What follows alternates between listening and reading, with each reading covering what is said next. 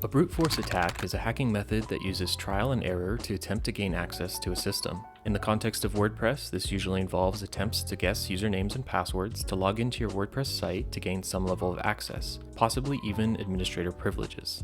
Wordfence provides solid brute force protection from such attacks, tremendously decreasing the login attempts cybercriminals and their bots can make against your site.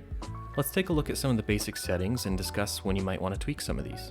To access brute force protection settings, log into your site as an administrator and go to Wordfence, Firewall, and then click on All Firewall Options. Click on the brute force protection section to expand it if needed. We'll take a look at the top 4 dropdowns today. Lockout, after how many login failures, defines how many failed logins are allowed before further attempts coming from the same IP address are blocked by Wordfence.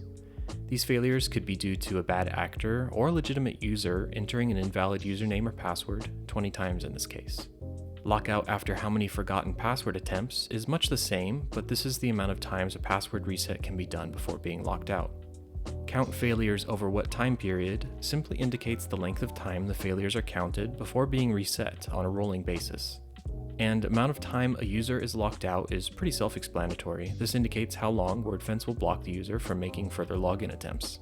All the defaults shown here are a good option for most sites. However, if your site has a few dozen users or less, you may want to consider decreasing these numbers slightly.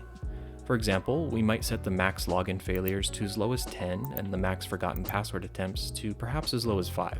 If you're the only user who logs into the site, you can consider lowering this even further, perhaps as low as 3 max failed login failures and 3 max forgotten password attempts.